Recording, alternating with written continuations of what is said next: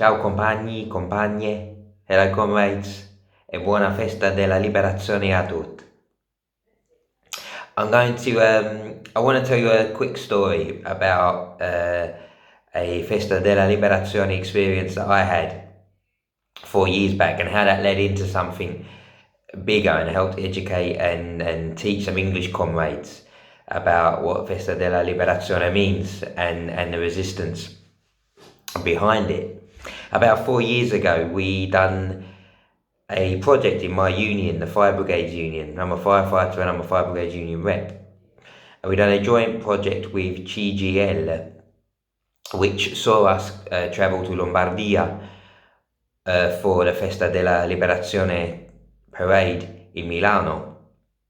We led into it by doing other joint projects and visiting workplaces in Italy and seeing how the Italian unions organised, so we could learn them lessons and take them back to England. But on the day of the parade, we joined in with the CGL marchers and took part in a fantastic and huge march into the centre of Milan on the 25th of April parade. We managed to have the opportunity to have dinner that night with some surviving partisans. It was a really heartwarming experience, and it was great to teach 6 young British trade unionists the history of the resistance and why the left and why the movement celebrate Liberation Day on the 25th of April. We brought them stories back to England with us, and we were encouraged to learn more about the partisans and learn more about the resistance. And that's what put us in touch with our very own Alfie, by way of Surtuck, the TUC in the southeast region. And we got speaking to Alfie, and we soon, by accident really, uncovered the most amazing story that linked the fire service together with the resistance.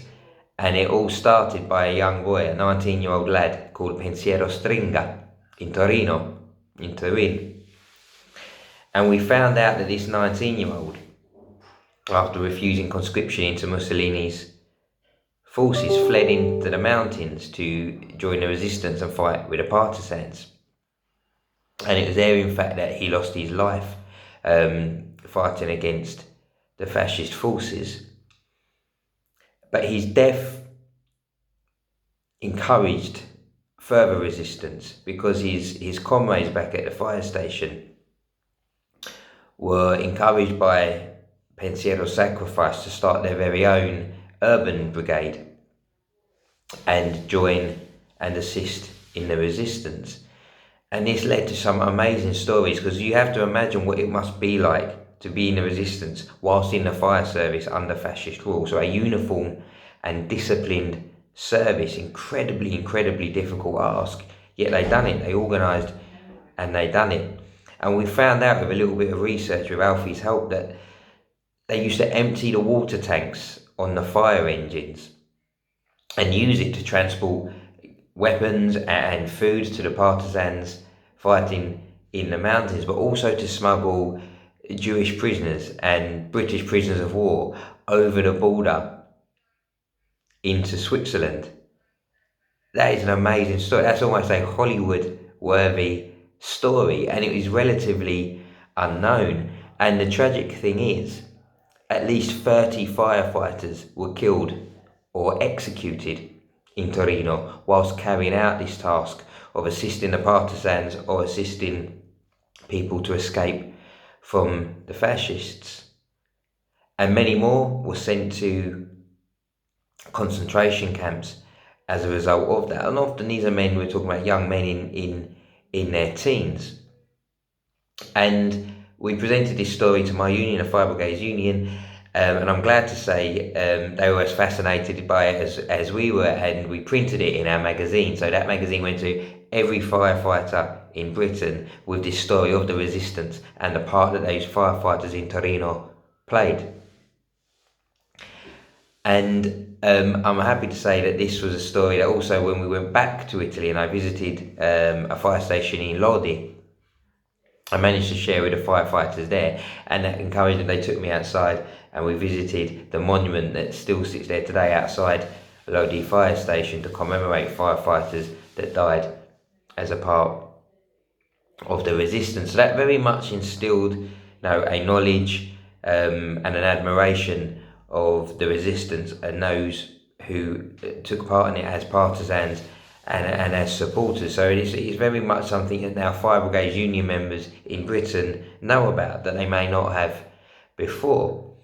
And that's led us to another fantastic story within the Fire Brigade Union linked to Liberation Day. And that is of a recent solidarity video that Fire Brigade Union members, firefighters from all parts of the UK, decided to make. We decided that on seeing our brothers and our sisters in Italy on the front line of this terrible crisis that we find ourselves in right now, the COVID-19 crisis, we saw the struggle they were up against. We decided that we wanted to send them a message of solidarity to let them know that their comrades, their brothers and sisters in the UK were thinking about them. So we came up with the idea of, well, let's sing them a song. We're all, some of us are self-isolated, we're social distancing, we're all on different fire stations, some are locked at home, but what we can all do is record a video, much as I'm doing now. We can piece it all together and we can send them a song. But then we had to choose, well, what song? What song do we feel represents unity and struggle and resistance and solidarity? And there was, of course, only one winner. And we chose Bella Ciao. And we had firefighters from every part of the UK on their phones, on their computers, filming their own line from Bella Ciao. Now, this wasn't easy to organise. I was having to phone up people in Scotland and Northern Ireland and try and teach them the words of Bella Ciao. So you can imagine what the outcome was. It's as heartwarming as it is funny hearing the Fire Brigade Union members struggle around the Italian words and try and sing the song. But the result we had was fantastic. It was better than we could ever imagine. We put this video on Twitter in the understanding and with the pre-message that, as all workers, the firefighting family is international. The firefighting family knows no borders. Understanding the struggle our brothers and sisters are in Italy, we wanted to send this message of love and strength and hope, but above all, solidarity. And I'm sure many of you would have seen by now that the message has flown. The message was picked up by all major news outlets in Britain, and then it was picked up by all major news outlets in Italy. I believe we're up to almost 100,000 views on the Repubblica site right now, amongst other major newspapers, and this has provoked CGL to write to us and thank us for the letter, and also the National Chief of the Fire Service in Italy, and all in the spirit of those values that the song Bella Ciao shows, one of unity and one of resistance.